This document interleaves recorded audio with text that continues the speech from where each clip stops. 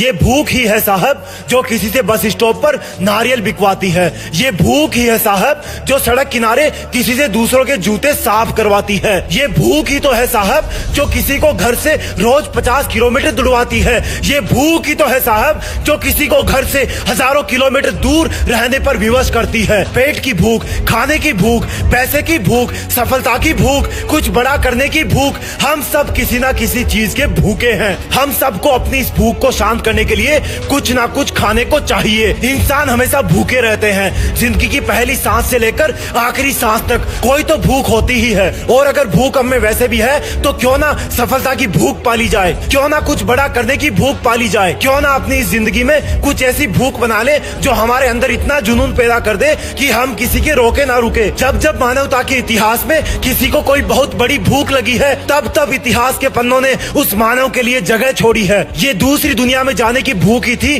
जिसने कई टन वजन लेकर स्पेस में जाने वाला रॉकेट बना डाला। ये तेज गति से सफर करने की भूख ही थी जिसने ये बसें और रेलगाड़ियां बना डाली। ये अंधेरे को रोशन करने की भूख ही थी जिसने चमकने वाला लट्टू बना डाला। ये जल्दी कैलकुलेशन करने की भूख ही थी जिसने सुपर कंप्यूटर बना डाले। ये लोगों को आपस में जोड़ने की भूख ही थी जिसने इंटरनेट बना दिया। इन बातों में अगर तुम्हें कुछ रहस्य के छिपे होने का एहसास हो रहा है तो शायद मेरा तुम्हें इस बात को समझाने का मकसद भी सफल हो रहा है कि जब तक अपने अंदर एक भूख नहीं पालोगे तब तक लोगों की गालियां तालियों में नहीं बदलेगी। एक चीता अपने असली चीतेपन में तब आता है जब वो हवा की तरह दौड़ता है और उसको दौड़ने पर मजबूर करती है उसकी भूख। और 10 बजे उठने वाला नौजवान भी किसी नौकरी के इंटरव्यू के लिए सुबह 6 बजे उठकर चला जाता है। उसको पता नहीं होता है लेकिन उसको जगाती है उसकी नौकरी को पाने वाली भूख। अगर चीते की तरह दौड़ना है तो भूखे रहो कि मुझे ये हासिल करना है। स्वीकार करो कि हाँ मैं भूखा हूँ, मैं सफलता का भूखा हूँ, हाँ मैं अपना नाम इतिहास में दर्ज कराने के लिए भूखा हूँ। तुम एक भूखे चीता हो,